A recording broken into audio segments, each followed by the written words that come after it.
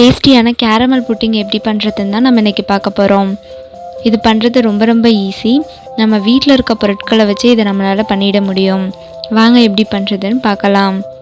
அதுக்கு முன்னாடி நம்ம சேனலை ஃபர்ஸ்ட் டைம் பார்க்குறீங்களா, மறக்காமல் சப்ஸ்கிரைப் பண்ணிக்கோங்க. பக்கத்தில் இருக்க பெல் ஐக்கானை கிளிக் பண்ணிக்கோங்க.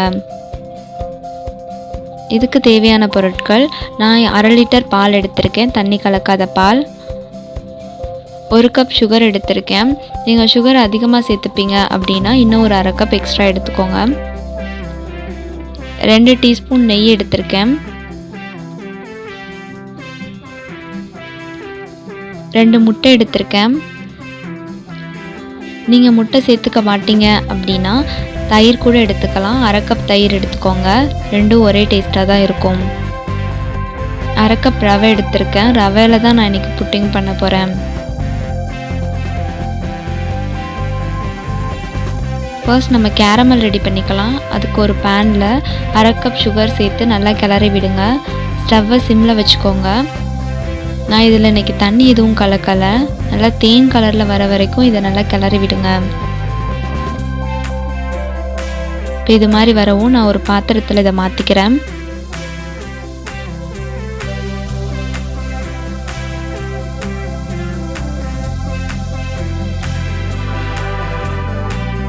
இப்போ நான் இதை பண்ணுற மாதிரி எல்லா சைடும் படுற மாதிரி ஸ்ப்ரெட் பண்ணி விடுங்க.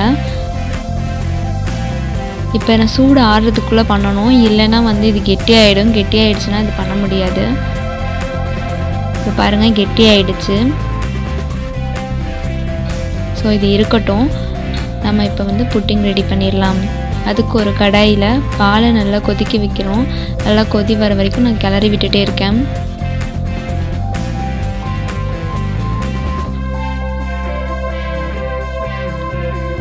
இப்போ நல்லா கொதி வரவும் நான் 1/2 கப் சுகர் சேர்த்துக்கிறேன்.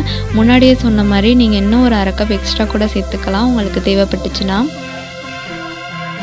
சுகர் சேர்த்து நல்லா கிளறி விடுறேன். பாலில் நம்ம என்றைக்குமே தண்ணி சேர்க்கக்கூடாது. இது பண்ணும்போது தண்ணி சேர்த்தா ரொம்ப கொலன்னு ஒரு மாதிரி ஆகிடும். அதனால் தண்ணி சேர்த்துக்காதீங்க.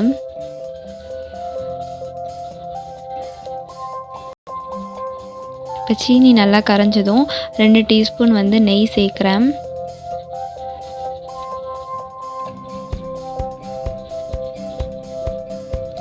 நெய் சேர்த்து நல்லா பால் கொஞ்சம் திக்காக வர வரைக்கும் நான் இப்போ நல்லா கொதி வர வரைக்கும் வெயிட் பண்ணிகிட்ருக்கேன்.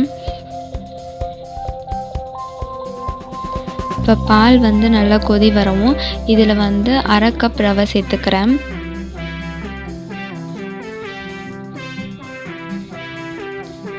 இப்போ ரவை சேர்த்துட்டு ரவை வேகிறதுக்கு 5 மினிட்ஸ் ஆகும்.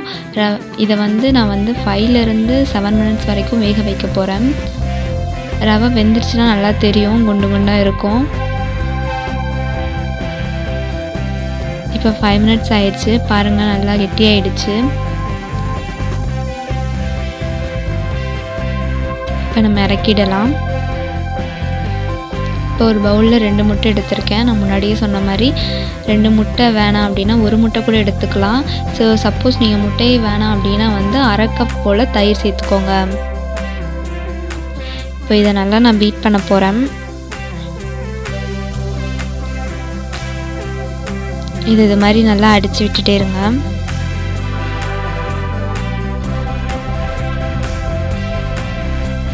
அதுக்கப்புறம் நான் இப்போ ரெடி பண்ணி வச்சுருக்க புட்டிங் சேர்த்து கிளறி விட போகிறேன். கொஞ்சம் கொஞ்சமாக சேர்த்து கிளறி விடுங்க, இல்லைன்னா அது கெட்டி பட்டுரும். கெட்டி ஆகிடுச்சுன்னா கொஞ்சம் கஷ்டம். அதனால் கொஞ்சம் கொஞ்சமாக சேர்த்துக்கோங்க. இப்போ பாருங்கள், நான் கொஞ்சம் கொஞ்சமாக சேர்த்து இதை நல்லா கிளறி விட்டுட்ருக்கேன்.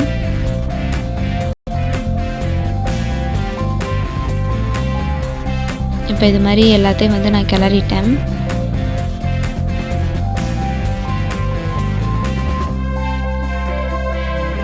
நம்ம முன்னாடியே ரெடி பண்ணி வச்சுருக்க கேரமலில் இதை ஊற்றிடலாம். இதை ஊற்றிட்டு நல்லா இந்த மாதிரி ஈக்குவல் ஆகுற மாதிரி நல்லா தட்டி விட்டுக்கோங்க. இப்போ ஒரு இட்லி பாத்திரத்தில் உள்ளே நான் தண்ணி ஊற்றிருக்கேன். கீழே படக்கூடாது அப்படின்றதுக்காக ஒரு ஸ்டாண்ட் வச்சுருக்கேன். இதில் இந்த பாத்திரத்தை நான் இப்போ வச்சிடுறேன். இந்த பாத்திரம் உள்ளே அந்த தண்ணி லைட்டாக பட்டுட்ருக்கணும் இந்த பாத்திரத்தில். இதை இப்போ வந்து நான் ஒரு மூடி போட்டு மூட போகிறேன். இல்லைனா வந்து இதில் உள்ள தண்ணி போயிடும். அதனால் மூடி போட்டு கண்டிப்பாக எல்லோரும் மூடிங்க. நீங்கள் இட்லி பாத்திரத்தில் கூட பண்ணலாம். இது இல்லை அப்படின்னா நீங்கள் வந்து எந்த மூடி போட்ட பாத்திரத்தில் கூட இது மாதிரி பண்ணிக்கலாம். இதை ரொம்ப டைட்டாக மூட வேணாம், லைட்டாக சும்மா மூடி வச்சுருக்கேன். இதை வந்து 30லேருந்து 35 நிமிஷம் வரைக்கும் வேக வச்சுக்கோங்க. இப்போ 35 மினிட்ஸ் ஆகிடுச்சு. நான் கத்தி வச்சு செக் பண்ணுறேன், ஒட்டலை. இப்போ அதை வந்து ஒரு பிளேட்டில் நான் ஊற்றிக்கிறேன். இப்போ பாருங்க, கேரமல் புட்டிங் ரெடி.